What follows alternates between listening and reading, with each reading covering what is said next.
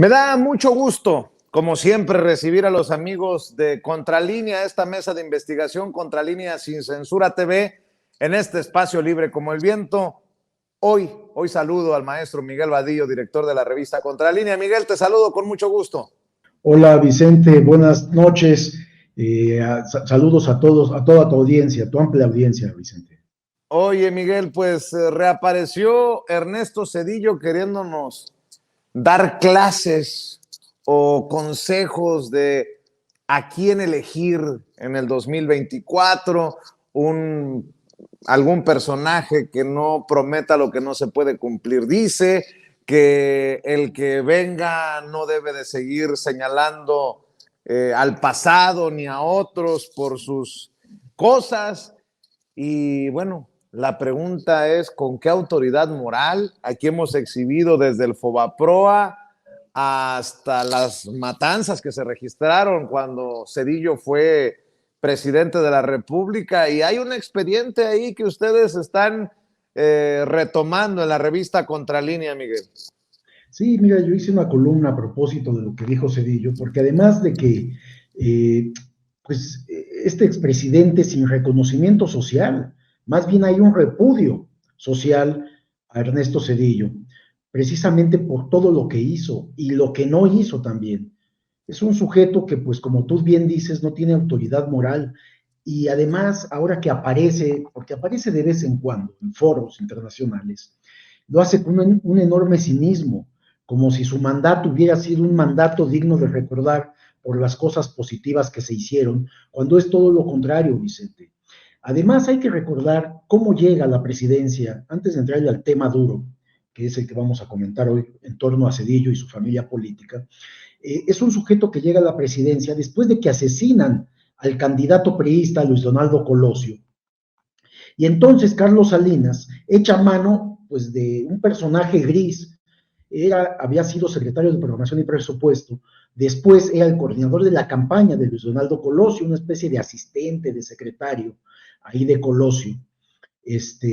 Y asesinan a Colosio por lo que se atrevía a decir y cómo iba a ser su mandato, no lo dejan llegar, y entonces Salinas lo da el dedazo para que sea Ernesto Zedillo el candidato a la presidencia, como se acostumbraba en el PRI.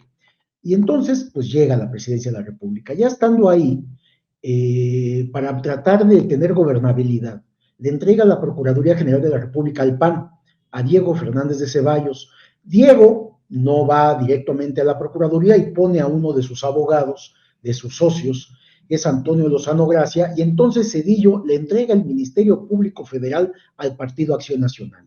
Ahí Zedillo el mensaje que estaba enviando a todo el país y a los grupos políticos, tanto del PRI como del PAN y la oposición, era que el siguiente gobierno, una vez que él terminara, sería para el Partido Acción Nacional. ¿Y por qué? Tenía un enorme miedo a Carlos Salinas de Gortari, porque lo había traicionado. Acuérdate que aquella toda investigación que se hizo con Brujas, la famosa PACA, que sabía dónde estaban los muertos y no sé cuánto, toda una farsa, que es impresionante que vendieran esto como unos hechos reales, noticiosos, pero además reales para saber el destino de los asesinados, aquel diputado Manuel Muñoz Rocha, el mismo Ruiz Massieu, José Francisco Ruiz Massieu, en fin, un manejo de la justicia terrible que hubo en este sexenio. Pero ¿qué persigue Ernesto Zedillo en su mandato? Todavía está muy vigente porque en su gestión se dieron las masacres más brutales que haya habido en este país de indígenas. Está Aguas Blancas, 28 de junio de 1995. Está Actial en Chenaló, Chiapas, 22 de diciembre de 97. Está El Charco en Ayutla de los Libres en Guerrero. Está El Bosque también. En fin, masacres de indígenas que quedaron en la impunidad total. También recordamos cómo heredó la deuda más grande en la historia del país, con el multimillonario robo al presupuesto público del Fobaproa, que bueno, ascendió a 3 billones de pesos para rescatar a los bancos y a las empresas, a los grandes consorcios transnacionales, y que fuera dinero público el que se pagara. También remató los ferrocarriles nacionales de México, para luego irse a contratar con una de las mismas empresas a las cuales les entregó este sistema ferroviario. Y bueno, pues ya investigaciones nuestras en contralínea está cómo permitió la entrega de contratos de obras públicas a la empresa de su familia que se llama Grupo Intecom, manejado por sus hermanos. Y a su misma familia, sus hermanos, como secretario de Hacienda en el sexenio anterior, les entregó perdones y condonaciones fiscales vía la Secretaría de Hacienda y el SAT.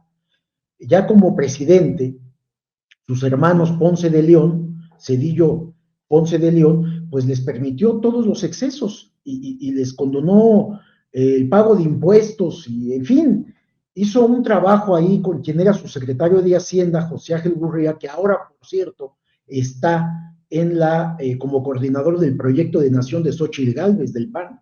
Es decir, los antecedentes que tiene Cedillo son verdaderamente graves como para que ahora nos venga a decir que le gustaría que llegue alguien a la presidencia, que escuche a la gente, que reconozca lo complejo, dice él, que son los problemas de México, y que alguien que no explote las necesidades, creando un discurso demagogo, prometiendo cosas que no serán cumplidas, y dice él que no divida la sociedad y que impulse las reformas que, y ahí dice en plural, que nuestros países necesitan, porque supuestamente estaba lanzando un mensaje para toda Latinoamérica, con una clara dirección al presidente López Obrador y a lo que viene para 2024. Es decir, Ernesto Cedillo, que ha estado ausente, está fuera del país, como bien sabemos, está en Estados Unidos, en la Universidad de Yale, y bueno, pues allá está refugiado porque a pesar de que han pasado tantos años de que fue presidente,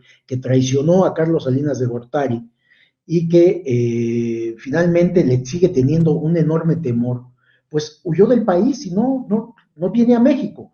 Él desde allá en un foro internacional pronunció estas palabras que lo vuelven a meter en la discusión política del país.